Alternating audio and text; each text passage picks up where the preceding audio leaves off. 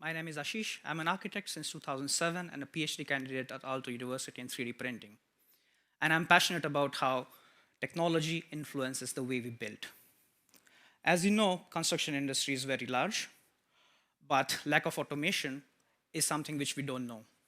And that's why I started and co-founded Hyperion Robotics. At Hyperion Robotics, we are building the software engine that will automate the construction site with robotics. Our go-to-market strategy is with 3D printing. We start with 3D printing. As you can see in the old model, you could take 3 to 4 days to create this column. With Hyperion technology, you can build it in 8 minutes. Our case of our industrial boxes. So for example, this box is made right now like this, but with Hyperion technology, it can make 3 times more efficient, 5 times cheaper. Our proprietary patentable software, where a user can upload a 3D model, which can be then made into a toolpath for printing, and then with our secret sauce and our technology, it can be 3D printed. We are the only ones who can actually 3D print concrete and steel together.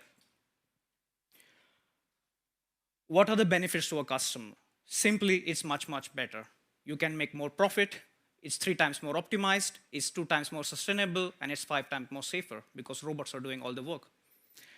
Our product is a product as a service, and we can get revenue of $650,000 from 6 months to 1 year. Right now, we are selling hardware plus software and consultancy because most of our customers don't have robots. But in future, we see that automation will be everywhere, robots will be everywhere, and we will provide a software solution. Now it's the right time. Why? Because in just last week, $100 million were invested in construction 3D printing companies. Large-scale building companies are already investing into 3D printing or just buying 3D printing companies. We are also talking to large-scale companies to automate their construction process.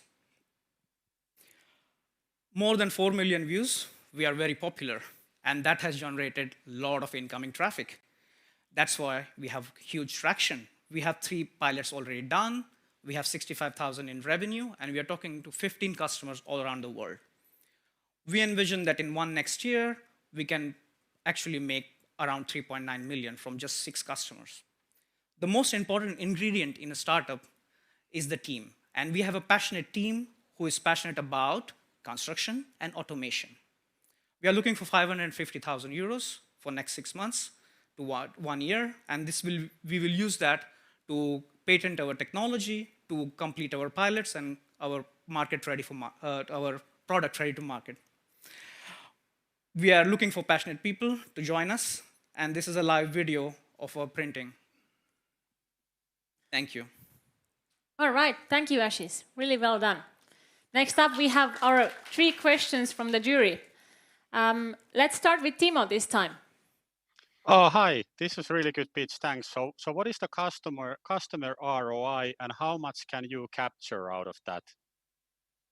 What's the most interesting or exciting use case? Who's the dream customer for that? And can you sort of just very quickly elaborate on what that might look like in 2 or 3 years if you're successful?